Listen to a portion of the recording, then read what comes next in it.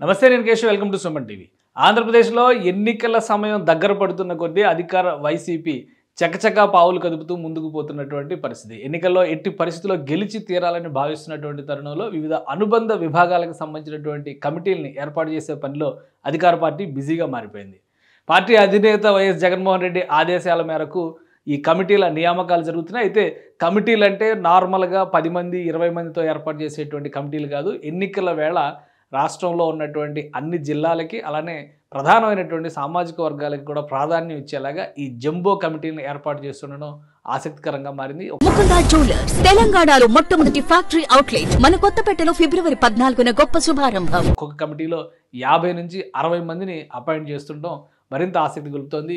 అసలు ఈ కమిటీల తీరుతెన్నులు ఏ విధంగా ఉన్నాయి, ఎవరెవరికి ఎలాంటి అవకాశాలు ఇచ్చారో మనం పరిశీలించేటువంటి ప్రయత్నం చేద్దాం. ఇది ఈరోజు వైఎస్ జగన్మోహన్ రెడ్డి పార్టీ అధినేతగా ఇచ్చినటువంటి ఆదేశాల మేరకు ఏర్పాటు చేసినటువంటి న్యాయ విభాగ కమిటీ. అంటే ఇది పార్టీ లీగల్ సెల్గా మనం చూడాల్సి ఉంటుంది. పార్టీ లీగల్ సెల్కి సంబంధించి అన్ని జిల్లాలకి సంబంధించినటువంటి నాయకత్వానికి అలానే పార్టీలో క్రియాశీలంగా ఉన్నటువంటి న్యాయవాదులకి ప్రాధాన్యం కల్పించేటువంటి ప్రయత్నం చేశారు.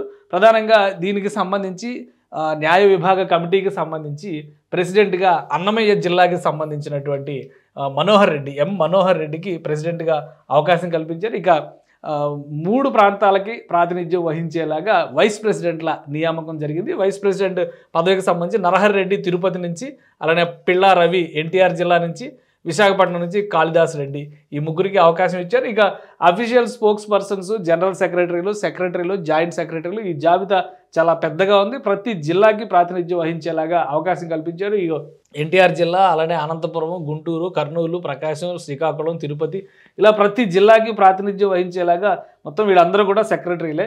ఇక్కడ చూస్తే మనకు అర్థమైపోతుంది. జనరల్ సెక్రటరీలో 1, 2, 3, 4, 5, 6, 7 జనరల్ సెక్రటరీలు అపాయింట్ చేసినటువంటి పరిస్థితి. అఫీషియల్ స్పోక్స్ పర్సన్ 4 ఉన్నారు.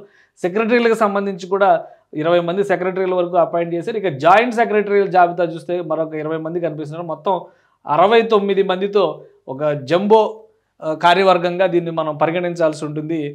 న్యాయ విభాగానికి సంబంధించి లీగల్ సెల్కి సంబంధించి 69 మందితో కూడినటువంటి ఈ భారీ కమిటీని వైఎస్ఆర్సీపీ కేంద్ర కార్యాలయం ప్రకటించినటువంటి పరిస్థితి. ఈ కమిటీతో పాటు ఎస్టీ సెల్ కూడా వైఎస్ఆర్సీపీ అనౌన్స్ చేసినటువంటి పరిస్థితి ఉంది. ఈరోజు ఎస్టీ సెల్కి సంబంధించి కూడా దాదాపుగా అలానే ఒక భారీ కమిటీనే అనౌన్స్ చేసినటువంటి పరిస్థితి ఉంది. మొత్తంగా 49, ఇది కూడా 69 మందితో కూడినటువంటి కమిటీ. మొత్తం 69 మందితో కూడినటువంటి ఎస్టీ సెల్ కమిటీ, అంటే షెడ్యూల్డ్ ట్రైబ్స్కి సంబంధించినటువంటి కమిటీ. ఈ కమిటీలో కూడా 2 విభాగాలుగా దీన్ని విభజించారు. ఎందుకంటే షెడ్యూల్ తెగలకు సంబంధించినటువంటివి మైదాన ప్రాంతాలకు వేరుగా, అలానే హిల్ ఏరియా పర్వత ప్రాంతాలకు వేరుగా అపాయింట్ చేసినటువంటి పరిస్థితి. అందుకే 2 ప్రెసిడెంట్లు ఈ కమిటీకి నియమించారు.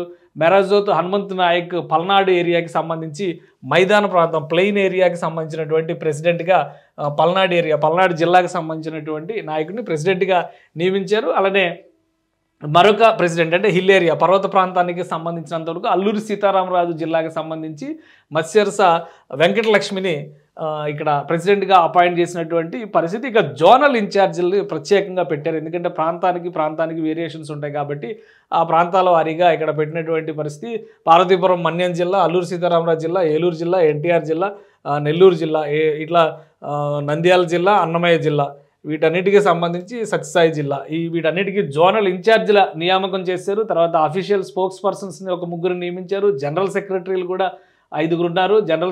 6 ఉన్నటువంటి పరిస్థితి. జనరల్ సెక్రటరీల తర్వాత సెక్రటరీలు, తర్వాత జాయింట్ సెక్రటరీలు, మొత్తంగా కలిపి 69 మందితో ఒక జంబో కమిటీని నియమించారు. ఎన్నికల వేళల్లో అన్ని వర్గాలకి అవకాశం, ఆసక్తి ఉన్నటువంటి నాయకులు, ముఖ్యంగా పార్టీని నమ్ముకుని ఉన్నటువంటి వాళ్ళందరికీ కూడా అవకాశం కల్పించేటువంటి ఉద్దేశంతో అసంతృప్తి రాజుకోకుండా జాగ్రత్త వహించేటువంటి క్రమంలోనే పార్టీ అధినేత వైఎస్ జగన్మోహన్ రెడ్డి ఈ నిర్ణయం తీసుకున్నారనేది అంతర్గతంగా చెబుతున్నటువంటి మాట.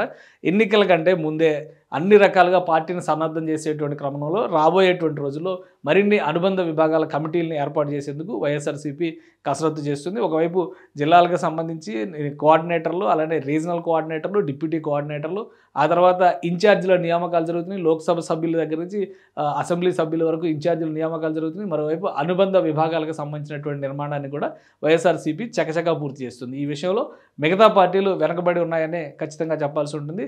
ఎలక్షన్ ప్లానింగ్లో భాగంగానే పార్టీ అధినేత ఈ కమిటీలన్నింటినీ కూడా శరవేగంగా నియమిస్తున్నట్టుగా పార్టీలో అంతర్గతంగా డిస్కషన్ జరుగుతుంది.